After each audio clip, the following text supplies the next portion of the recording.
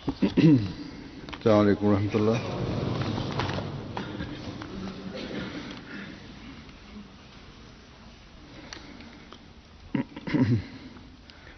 अशहदु अल्ला इलाहा इल्लल्लाह वहदहु ला शरीका लहु वअशहदु अन्ना मुहम्मदन अब्दुहु व रसूलुहु अम्मा बअदु फ़अऊज़ु बिल्लाहि मिनश शैतानिर रजीम। बिस्मिल्लाहिर रहमानिर रहीम। अल्हम्दुलिल्लाहि रब्बिल आलमीन अर्रहमानिर रहीम मालिकि यौमिद्दीन। इय्याका नअबुदु व इय्याका नस्तईन। इहदिनस सिरातल मुस्तकीम सिरातल लज़ीना अन्अमता अलैहिम गैरिल मग़्दूबि अलैहिम वलद्दाल्लीन।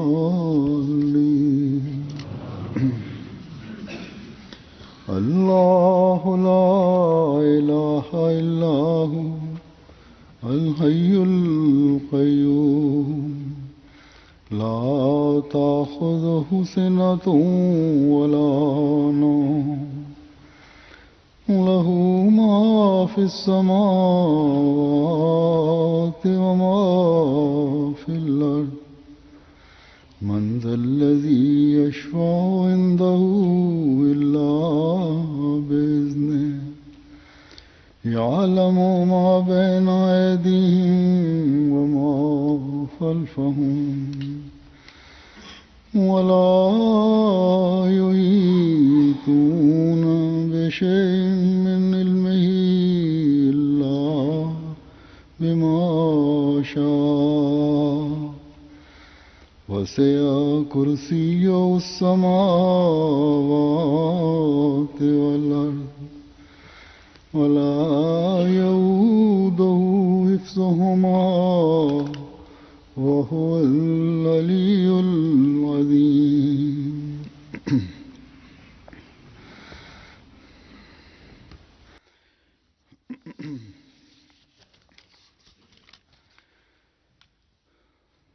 कुछ अर्सा हुआ मैंने अपने खुतबे में इस हवाले से बात की थी कि आजकल अमूमन मुसलमान अपनी तवज्जो नेकियों की तरफ रखने और खुदा ताला से ताल्लुक़ पैदा करने और इसमें बढ़ने के बजाय पीरों फ़कीरों के पास जाने या उनकी कब्रों पर मन्नतें मांगने या पुराने बुज़ुर्गों और औलिया की कब्रों और मज़ारों पर जाकर उनसे। Vor einiger Zeit habe ich in einer Freitagsansprache darüber gesprochen, dass heutzutage viele Muslime ihre Aufmerksamkeit nicht auf fromme Taten, auf die Bindung zu Allah Ta'ala richten und sich zu reformieren versuchen, sondern sich darauf verlassen, an Gräbern zu stehen und alte Gelehrte und Fakir anzubeten, von ihnen so Hilfe zu erflehen, als ob sie vor Gott stehen würden.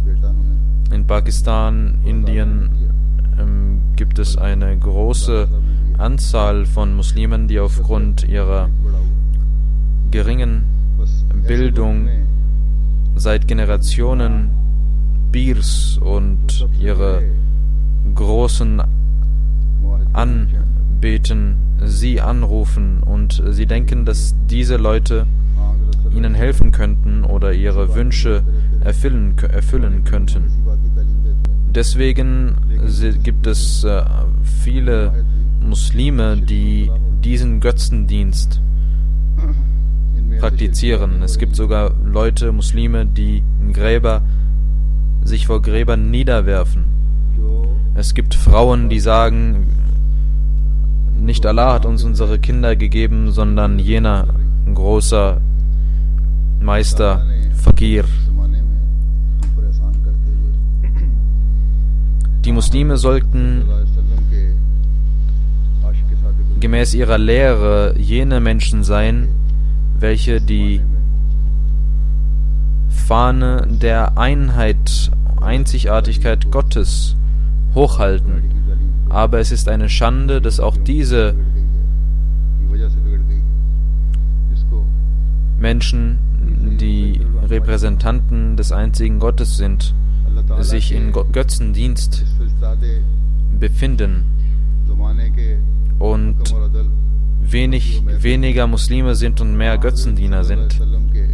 Allah hat uns eine große Segnung gegeben, dass er den wahren Liebenden des heiligen Propheten Muhammad sallallahu alaihi wasallam schickte, damit er uns in dieser Zeit, in diesem Zeitalter von diesen falschen, verkommenen Praktiken abhält und uns Rechtleitung gibt zum richtigen Wege. Dieser Gesandte Gottes, der Richter dieser Zeit und wahrer Liebender des heiligen Propheten Muhammad sallallahu alaihi wasallam, hat uns aus diesem Dreck des Götzendienstes herausgebracht und uns jene Lehre nahegelegt, die die Lehre des heiligen Korans ist und durch die die Einheit Gottes etabliert wird, durch welche die wahre Botschaft des heiligen Propheten Muhammad sallallahu alaihi wasallam bewiesen wird und gezeigt wird, dass das die größte und höchste und erhabenste Botschaft war, die es auch heute noch gibt.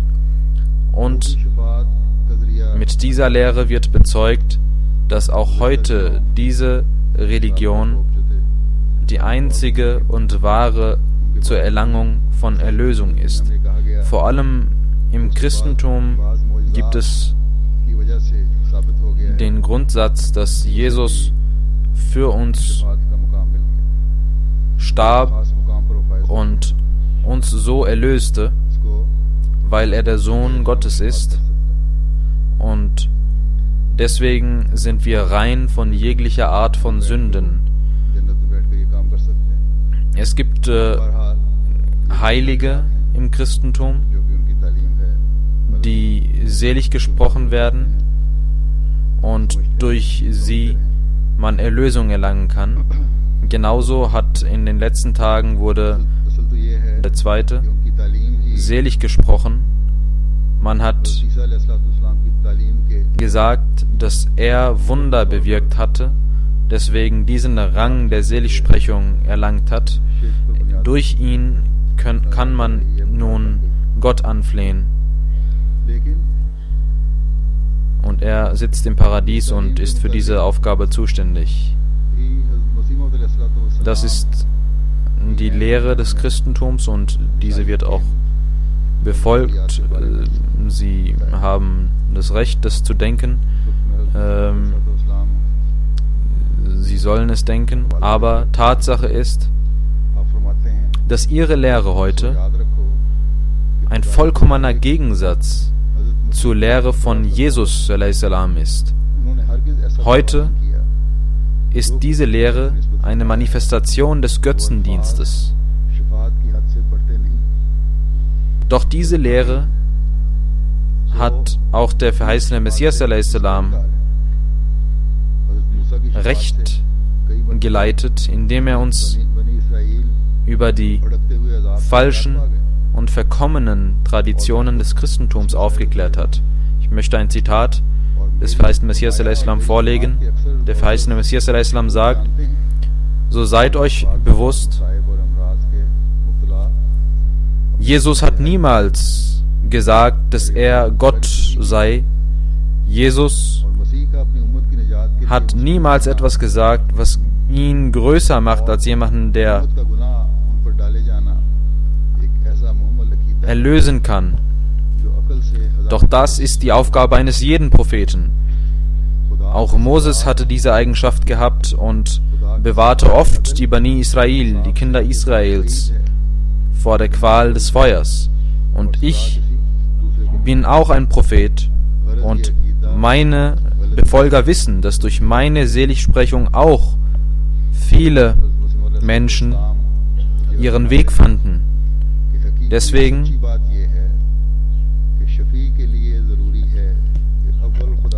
ist es falsch, dass Jesus gestorben ist, um für die Menschen zu sühnen. Das ist falsch und absolut gegen die Eigenschaften Gottes. Das ist fern von Gott, dass jemand eine Sünde begeht, doch ein anderer dafür büßen muss. Das ist eine Ansammlung von Fehlern, die im Christentum vorhanden ist. Dann sagt der verheißene Messias a.s. weiter: Die wahre Sache ist jene, dass der Erlöser eine wahre Bindung zu Gott haben muss, damit er von Gott Segnung erhält. Und die zweite Bedingung ist, dass er eine große Bindung zu den Geschöpfen Gottes haben muss, damit er jene Rechtleitung, Segnung und bis dann, solange er dies nicht erfüllt, solange diese beiden Bedingungen nicht erfüllt sind, kann man nicht auf Erlösung hoffen. Und die Diskussionen und das Gerede ist falsch. Wenn diese beiden Bedingungen also nicht erfüllt sind, dann kann keiner erlösen. Dann sagt der verheißene Messias a.s.: Schaut euch doch Jesus an. Selbst seine Jünger waren schwach und manche waren sogar Teufel. Und wenn man teuflische Eigenschaften besitzt, kann man nicht erlöst worden sein. Das sagt, der verheißene Messias sagt, das hat das Evangelium selbst gesagt. Die Evangelien sprechen, dass es solche Jünger gegeben hat. Das sage nicht ich. Doch im Gegensatz dazu ist unser heiliger Prophet Muhammad sallallahu alaihi wasallam ein vollkommenes Geschöpf, welches die Menschen von den Senkungen der Sünde herausholte. Die Christen bezeichnen Jesus als Ebenbild von Moses. Doch Jesus hat nicht solche Wunder bewirkt, wie Moses sie bewirkt hatte. Verheißener Messias a.s. sagt, in der Bibel finden wir viele Beispiele zu Moses, wie er Wunder bewirkte. Doch diese Wunder werden nicht Jesus zugeschrieben. Wir sehen, dass nach Jesus seine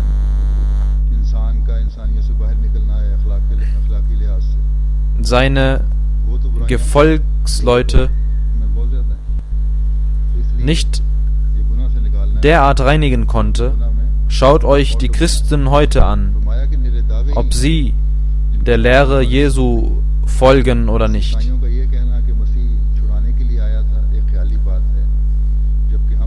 So sagt, dass diese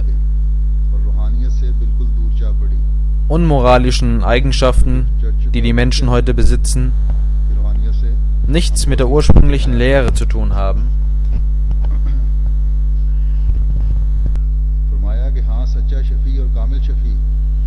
Ein Beweis dafür, dass Jesus seine Gefolgsleute gereinigt hat. Die Christen sagen, dass er sie erlöst hätte, doch dies ist falsch. Denn die Christen wandten sich ab von Spiritualität und selbst die Christen bezeugen dies. Der wahre Erlöser war der heilige Prophet Muhammad sallallahu alaihi wasallam, der das Volk von allen Sünden und Schändlichkeiten erlöste und sie zum besten Volke machte. Und in jedem Zeitalter hat Gott solche Menschen geschickt, die durch seine Erlösung diese Ränge erreichten. Das ist also die Situation des Christentums, die uns der verheißene Messias a.s. gezeigt hat. In der Bibel liest man, dass nicht einmal die Jünger Jesu erlöst werden konnten. Genauso ist der Tod am Kreuz ein verfluchter Tod nach der Lehre des Judentums. Wir glauben nicht daran, dass Jesus am Kreuz starb, sondern Gott bewahrte ihn vor allen üblen Dingen, die Juden ihm zufügen wollten. Und er war erfolgreich in seiner Mission. Ich habe auch die Seligsprechung des Papstes erwähnt, damit unsere Kinder und Jugendlichen in den Schulen, wo oft darüber diskutiert wird, damit sie nicht davon beeinflusst werden. Es gibt Menschen, die werden davon schnell beeinflusst. Sie sollten wissen, was die Wahrheit ist. Seien Sie sich immer bewusst, dass der Rang des heiligen Propheten Muhammad sallallahu alaihi wasallam der höchste aller Ränge ist. Er ist der wahre, höchste Erlöser, den es gegeben hat. Und durch sein Leben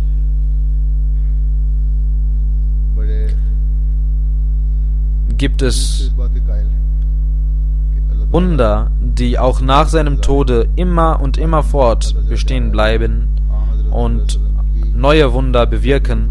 Es gibt Menschen, die in seinem Volke geboren werden, die auch Wunder zeigen.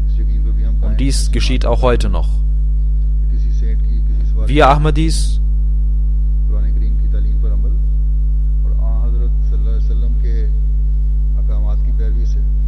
sind aus tiefstem Herzen überzeugt, dass Allah uns auch heute Wunder zeigt, weil wir an den heiligen Propheten Muhammad sallallahu alaihi wasallam glaubten. Und wir sind überzeugt,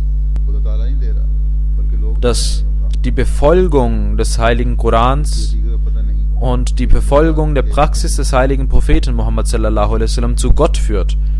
Man braucht dazu keine andere Erlösung als diese. Im Christentum ist es üblich, dass Menschen selig gesprochen werden nach ihrem Tod. Man weiß auch nicht, ob diese Wunder wirklich Wunder waren, sondern eine polnische Zeitung hat geschrieben, dass es möglich ist,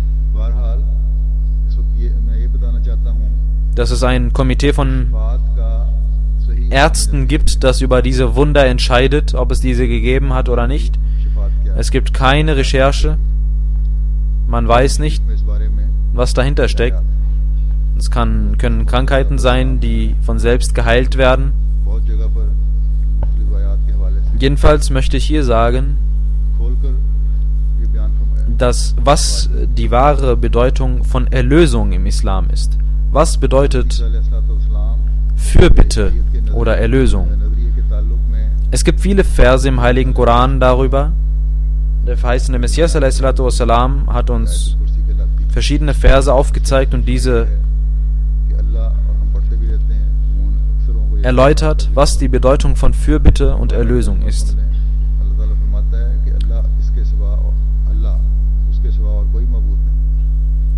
Ich möchte zwei Beispiele aus dem Christentum erwähnen. Ich habe eben den Vers Ayatul Kursi rezitiert. In diesem heißt es, viele werden das Ayatul Kursi kennen, werden auch die Übersetzung kennen, aber hören Sie trotzdem sich die Übersetzung an.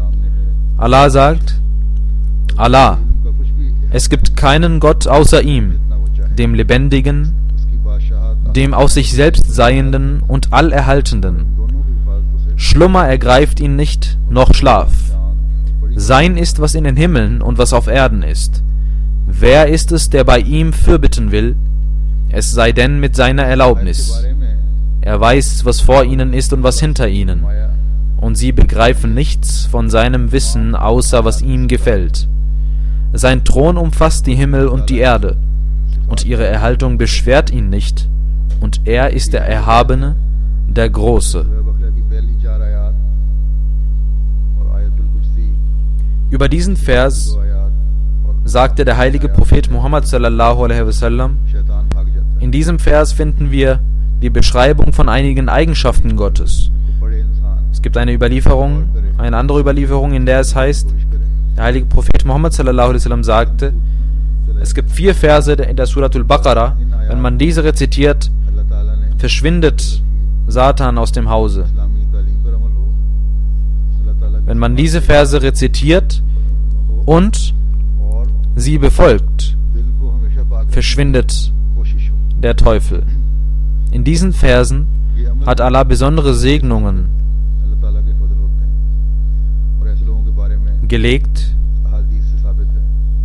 damit man die Eigenschaften und Attribute Gottes erkennt und versucht, sein Herz dementsprechend zu reinigen.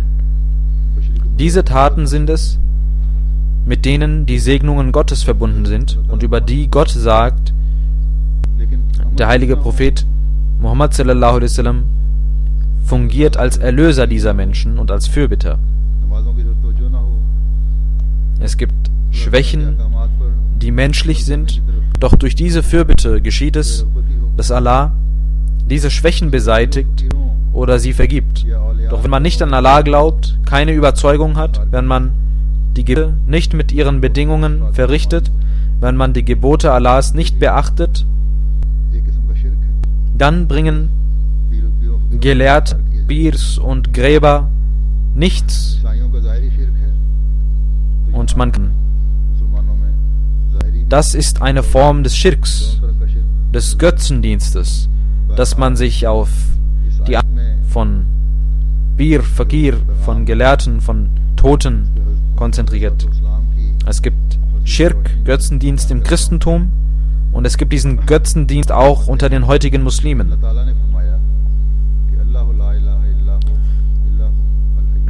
Wenn man die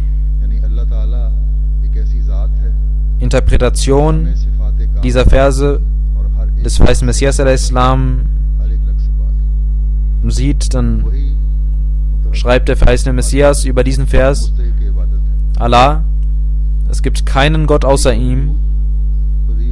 Allah ist derjenige, das Wesen, was frei ist von jedem Mangel, ein Wesen, das allein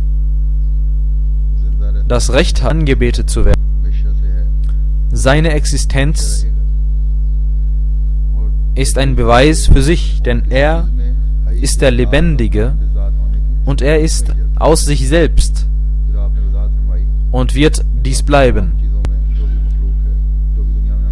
Kein anderes Wesen der Welt hat diese Eigenschaft, dass es aus sich selbst besteht, denn alles ist Geschöpf. Es ist Schöpfung. Es gibt nichts, was von sich existiert und existierend bleibt. Das ist allein das Wesen Gottes. Er besteht seit jeher und wird immer und ewig lebendig bleiben.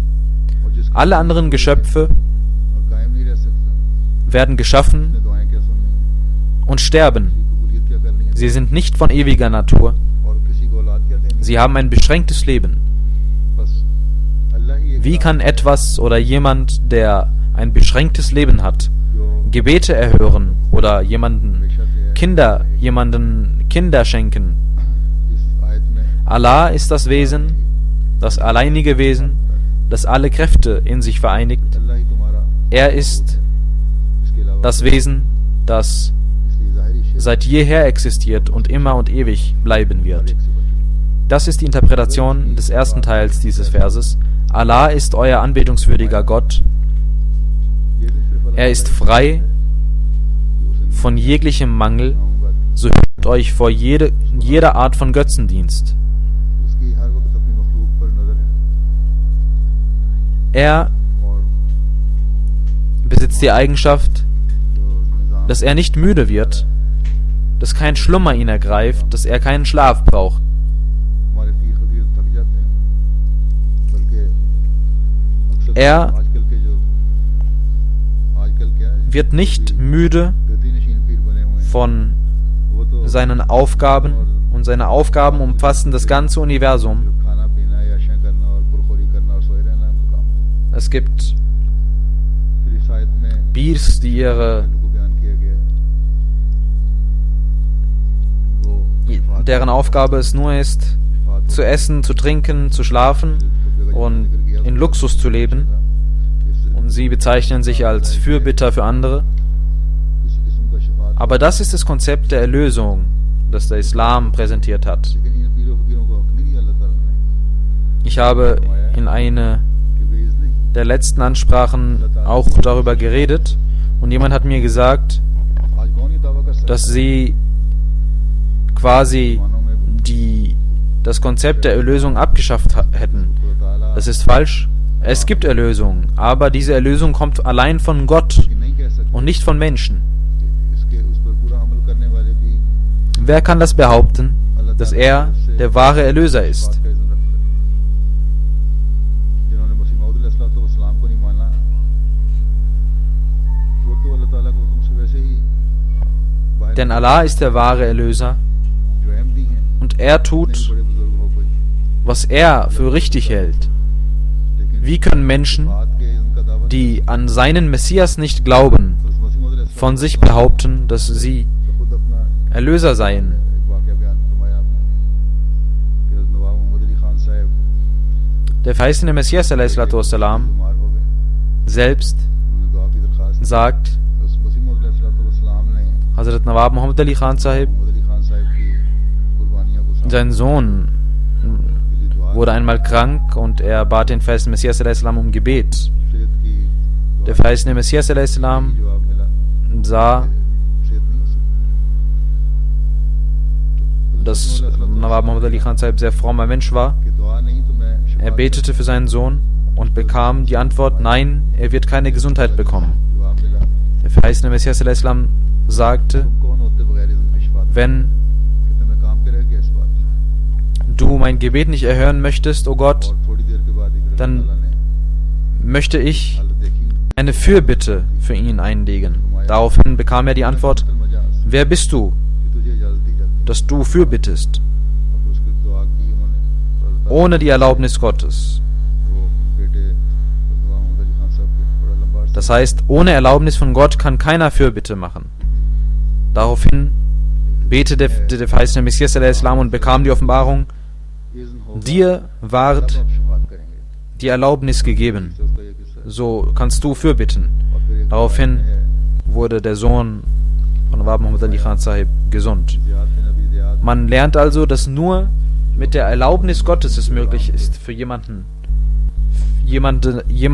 eine Fürbitte auszusprechen, also नबी ihn सल्लल्लाहु अलैहि वसल्लम के seine Erlösung zu खास erbitten. औरत से रवायत करते हैं Auch der heilige Prophet Muhammad sallallahu alaihi wasallam konnte dies nur mit der Erlaubnis Gottes tun. कि क्या तुम्हारी कोई ज़रूरत है, Ein रावी कहते हैं कि Diener des heiligen Propheten Muhammad sallallahu alaihi wasallam मेरी एक हाजत है, berichtet, dass der heilige Prophet ihn immer fragte, खादिम ने brauchst du etwas, benötigst du etwas? Einmal sagte er, O Prophet Allahs, ich benötige etwas. Was ist es? Fragte der heilige Prophet. Er sagte, ich möchte, dass du, O Prophet Allahs, am Tag des jüngsten Gerichtes für mich Fürbitte einlegst. Er fragte, wer sagte dir das? Er sagte, Gott hat mir das gesagt. Der heilige Prophet Muhammad sallallahu alaihi wasallam antwortete, so werfe dich nieder vor Gott und bete zu ihm, wenn du Fürbitte wünschst. Ohne diese Gebete wirst du sie nicht bekommen. Es reicht also nicht aus, sich ein- oder zweimal hinzustellen und zu beten oder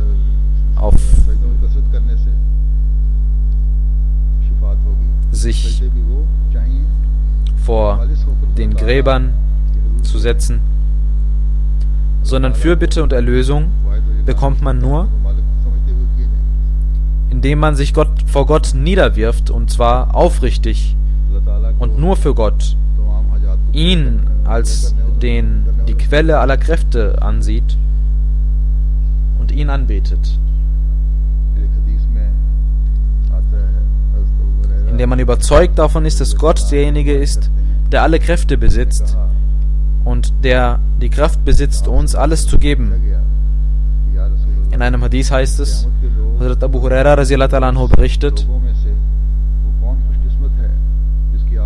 einmal wurde der heilige Prophet Muhammad sallallahu alaihi wasallam gefragt, O Prophet Allahs, welche Menschen werden es am Tag des jüngsten Gerichtes sein, für die du Fürbitte erbittest? Der heilige Prophet antwortete,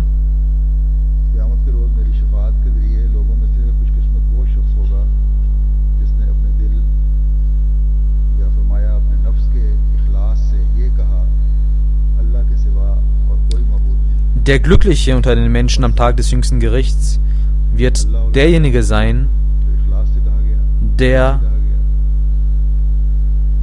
aus Überzeugung im Herzen sagt, Allah, es gibt keinen Gott außer ihm. Wer also dieses Glaubensbekenntnis mit Überzeugung ausspricht und mit Überzeugung lebt, nur derjenige hat das Recht, dass man ihn am Tag des jüngsten Gerichtes, dass der heilige Prophet Muhammad sallallahu alaihi wasallam ihn am Tag des jüngsten Gerichtes, dass er seine Erlösung erbitten wird.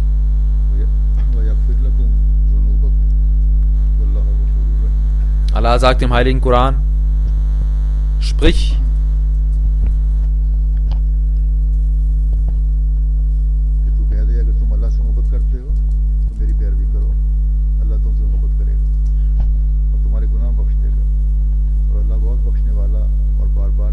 wenn ihr Gott liebt, so folget mir.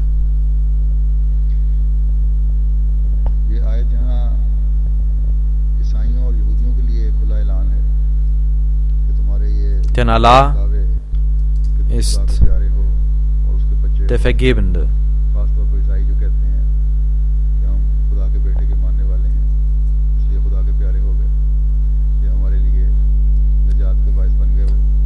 Es gibt Christen, die große Mehrzahl der Christen sagt, dass sie die Befolger des Sohnes Gottes sind, deswegen werden ihnen alle Sünden vergeben. Doch Allah sagt, dass nur der Gehorsam des heiligen Propheten Muhammad sallallahu alaihi wasallam dich zum Liebenden und zum Geliebten Allahs machen kann.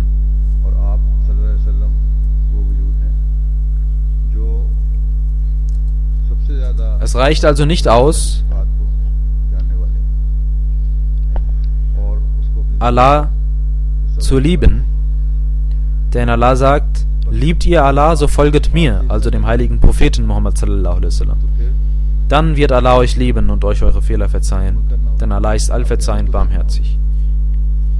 Wenn wir also die Erlösung durch den heiligen Propheten Muhammad sallallahu alaihi wasallam erlangen möchten, dann müssen wir uns nach seiner Praxis, nach seinem Leben richten. Dann müssen wir alles für uns zur Pflicht machen, was der heilige Koran uns befiehlt. Denn Hazrat Aisha radhiyallahu anha sagte über den heiligen Propheten Muhammad sallallahu alaihi wasallam: Sein Leben war der heilige Koran. Seine Taten, seine Worte waren der heilige Koran. Der verheißene Messias a.s. sagt über diesen Vers: Im heiligen Koran heißt es über die Erlösung durch den heiligen Propheten Muhammad sallallahu alaihi wasallam: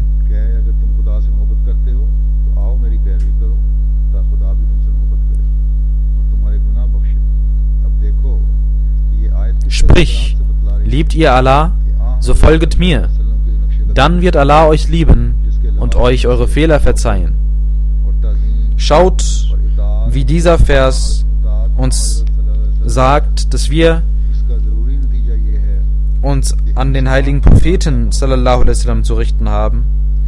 Sein Gehorsam wird uns zur Liebe Gottes führen. Daraus folgt, dass wir Allahs Geliebte sein werden, wenn wir dies tun. Wenn wir das Gift der Sünde geschluckt haben, dann gibt es einen Ausweg daraus, nämlich der Gehorsam des heiligen Propheten sallallahu alaihi wasallam. Das ist das Gegengift dazu.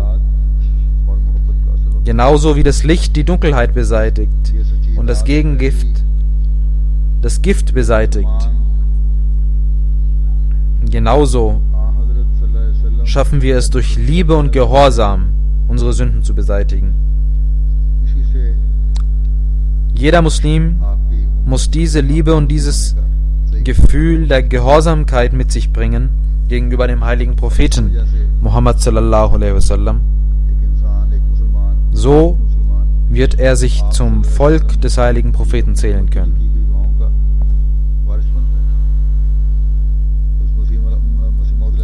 Ein wahrer Muslim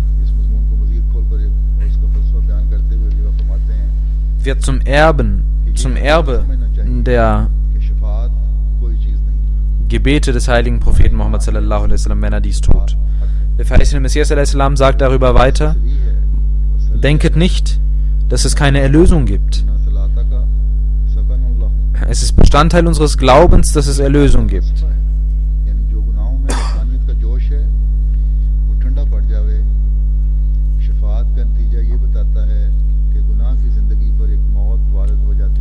Die Philosophie der Erlösung ist, dass ihr euer Ego beseitigen sollt, dass euer Leben der Sünden einen Tod erfahren muss, dass ihr nicht euch euren Trieben dahergibt. So wird euch das Tor der Sünden geschlossen werden und ihr werdet zu frommen Taten und rechtschaffenen Taten geleitet werden. Das durch die Erlösung bekommt ihr die Möglichkeit, gute Taten zu machen.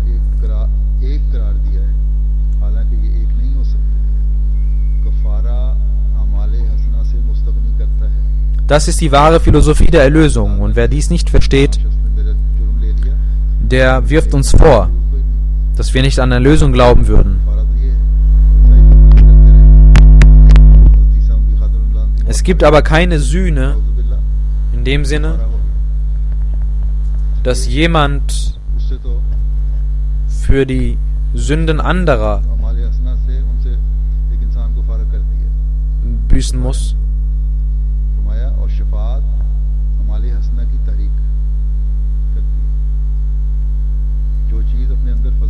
Es gibt dieses Konzept nicht. Doch die Erlösung ebnet uns den Weg zu weiteren guten Taten. Wir glauben daran, der verheißene Messias sagt weiter, wir glauben daran, dass jede Lehre des Islams eine Quelle der Weisheit ist, und diese Weisheit wirst du nicht in anderen Religionen finden. Die Frage, die sich dabei stellt, ist: Wie kann Erlösung uns vor weiteren Sünden bewahren? Wir finden die Antwort im Heiligen Koran. Denn es gibt keine Sühne im Islam, dass jemand für anderen büßt. Denn wenn dies der Fall wäre, dann kann der Mensch sich nicht bessern, sondern wird immer schlechter. Gott sagt: Wenn meine Menschen dich nach mir fragen, dann sag: Ich bin euch sehr nah. Wer nah ist, kann uns helfen. Wenn ein Feuer brennt, kann uns jemand, der weit von uns weg ist, uns nicht helfen. Deswegen sagt Allah: Sag, ich bin euch sehr nah. Dieser Vers lüftet das Geheimnis der Gebete, nämlich, dass man Gottes Nähe immer an Gottes Nähe glauben muss und seine Gebete dementsprechend an Gott richtet. Deswegen ist es wichtig, wenn man seine Gebete erhört haben möchte, dass man die Bedingungen einhält, die Gott formuliert hat. Auch wenn alle Propheten gemeinsam für etwas beten würden, aber die Bedingungen nicht einhalten würden, würden die Gebete niemals erfüllt werden. Der verheißene Messias hat also gesagt, wer auch Propheten um Gebete bittet, der muss selbst auch seine Bedingungen einhalten. Und was ist die Bedingung? Fattabi'uni, gehorchet dem heiligen Propheten Muhammad sallallahu alaihi wasallam. Dann sagte er: Auf der einen Seite sagt Allah zum heiligen Propheten Muhammad sallallahu alaihi wasallam: Bete für sie, weil das für sie eine Kühlung ist, eine Kühlung des Feuers. Und auf der anderen Seite sagt Allah zu den Menschen: Betet und seid gehorsam. Das sind die beiden Bedingungen. Wenn sie zusammenkommen, dann kann man Resultate und Ergebnisse erwarten.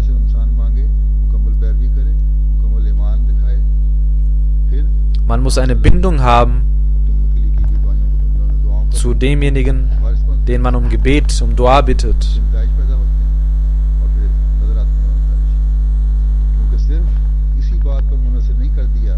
Dann kann man zu dem Erbe der Gebete des heiligen Propheten sallallahu alaihi wasallam werden. Es reicht also nicht aus, dass der heilige Prophet Muhammad sallallahu alaihi wasallam für uns betet, sondern wir müssen selbst uns anstrengen, um beide Bedingungen zu erfüllen und um die Erlösung des heiligen Propheten Muhammad sallallahu alaihi wasallam zu erlangen. Genauso reicht es nicht aus, sich selbst anzustrengen, ohne die Erlösung. Beide Bedingungen müssen erfüllt sein. Man muss demütig sich vor Gott niederwerfen, ihn anbeten,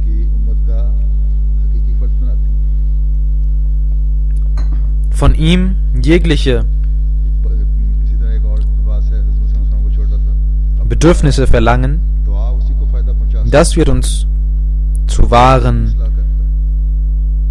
Gefolgsmännern des heiligen Propheten sallallahu alaihi wasallam machen.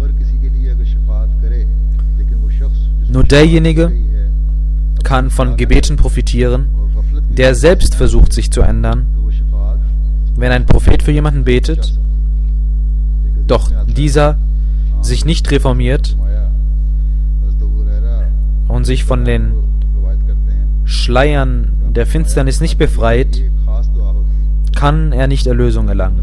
In einem Hadith heißt es, Hazrat Abu Huraira berichtet, dass der heilige Prophet Muhammad sallallahu alaihi wasallam sagte: Jedem Propheten wurde ein spezielles Gebet gegeben. Und ich möchte, dass ich dieses Gebet, dieses spezielle Gebet, bis zum Tag des jüngsten Gerichts aufbewahre, um für mein Volk zu beten, für meine Gefolgschaft zu beten. Möge Allah uns die Kraft dazu geben, dass wir zum Volk des heiligen Propheten sallallahu alaihi wasallam zählen können, damit er für uns betet und uns für unsere Erlösung betet. Jetzt möchte ich einige Gebete des verheißenen Messias sallallahu alaihi wasallam zitieren, die in einer Kamalat Islam in seinem Buch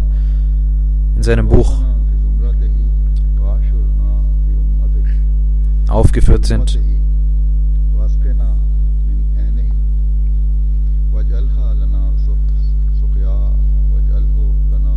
Es sind arabische Gebete.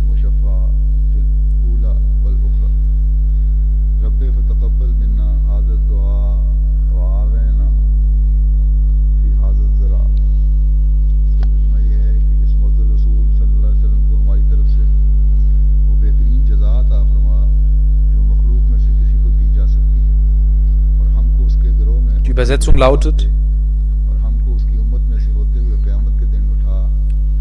Gib uns diesem unseren Propheten den besten Lohn, und der Tod möge über uns kommen, wenn wir zu seinem Volke zählen.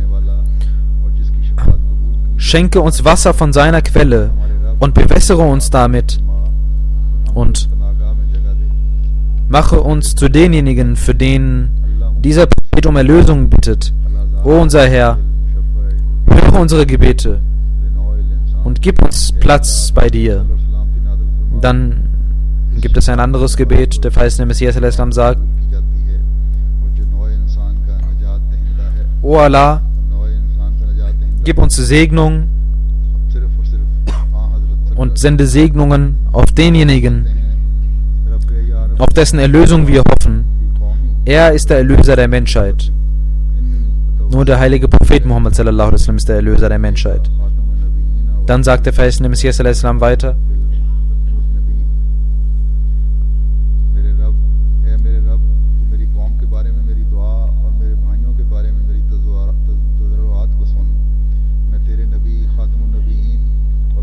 O mein Herr, erhöre meine Gebete für mein Volk und für meine Brüder. Ich bitte zu dir mit dem Mittel der Erlösung des heiligen Propheten Muhammad sallallahu alaihi wasallam.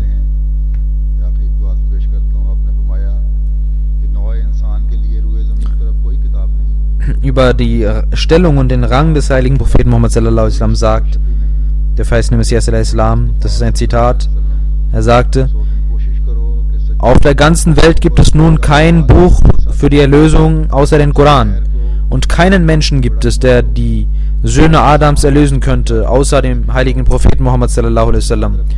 So liebt diesen Propheten mit ganzem Herzen, und keinen Menschen sollt ihr mehr lieben als ihn, damit ihr Erlösung im Himmel findet, und seid euch bewusst, dass die Erlösung nicht nach dem Tode kommen wird, sondern die wahre Erlösung wird bereits in dieser Welt euch das Licht zeigen.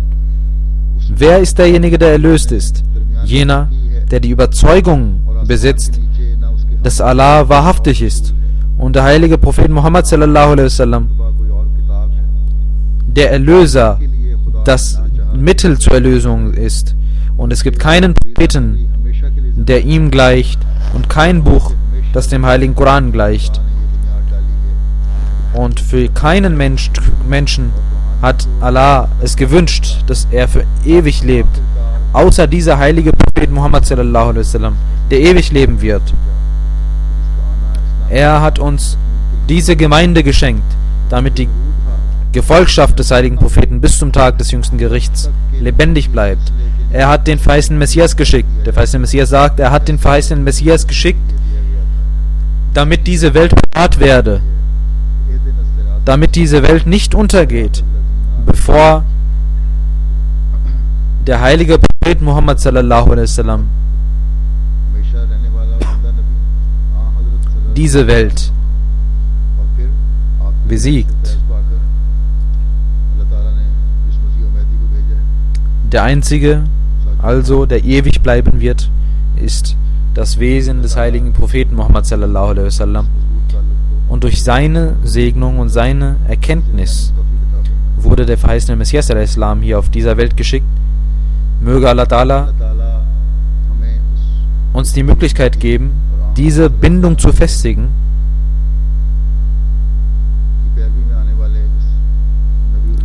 möge er uns zu den wahren Gefolgsleuten, gehorsamen Menschen des heiligen Propheten Muhammad sallallahu alaihi wasallam und des verheißenen Messias machen. Möge er uns die Kraft geben, dass wir seiner Gemeinde immer treu bleiben und dass wir immer zu denjenigen Menschen gehören, denen Gott, auf die Gott seine besondere Gnade, denen Gott seine besondere Gnade erwiesen hat.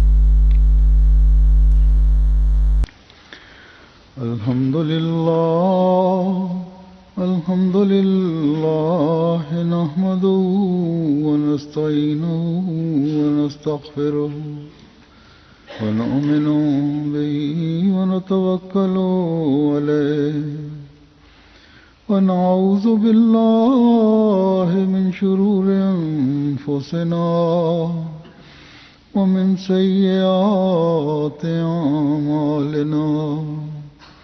من يهده الله فلا مضل له ومن يضلل فلا هادي له ونشهد أن لا إله إلا الله ونشهد أن محمدا عبده ورسوله.